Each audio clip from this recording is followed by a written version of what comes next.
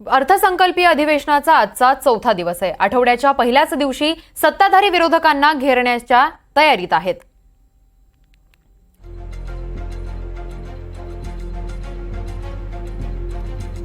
अर्थसंकल्पीय अधिवेशनाचा आजचा चौथा दिवस आहे। तर लाडकी बहीण योजनेवरून गदारोळ होणार असल्याची शक्यता वर्तवण्यात येते।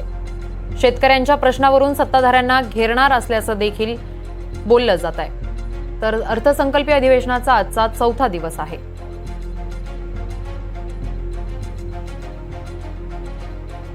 लाडकी बहीण योजनेवरून गदारोळ होणार हे पाहावं लागणार आहे। तर शेतकऱ्यांच्या प्रश्नावरून देखील विरोधक सत्ताधाऱ्यांना घेरणार का हे देखील पाहावं लागणार आहे।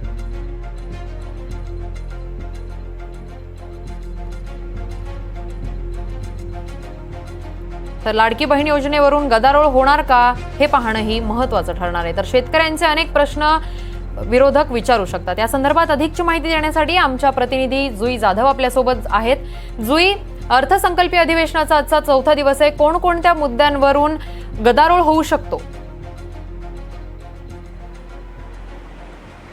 किरण, अर्थसंकल्पीय अधिवेशनाचा आजचा चौथा दिवस आहे। नवीन आठवड्यातील हा पहिला दिवस आहे।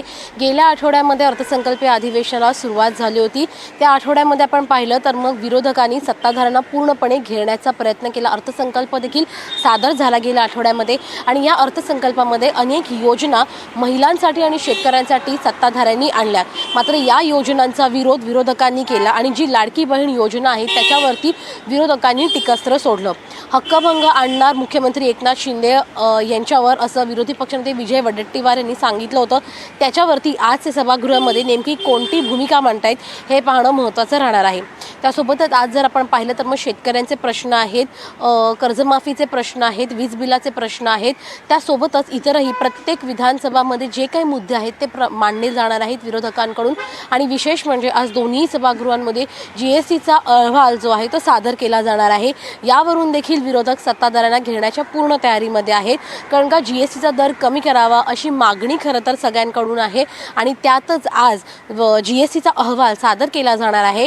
या अहवालातून नेमकं काय समोर येतंय याकडे सगळ्यांचं लक्ष असतानाच आता विरोधक देखील पूर्ण तयारीत आहेत। सकाळी 10 वाजता त्यांची बैठक होणार आहे आणि नेमकं कोणकोणत्या मुद्द्यांवर विरोधक आज आक्रमक होतील सभागृहांमध्ये हे या बैठकीमध्ये निश्चित केलं जाणार आहे। किरण, अगदी जुई, धन्यवाद तुम्ही दिलेल्या सविस्तर माहितीसाठी।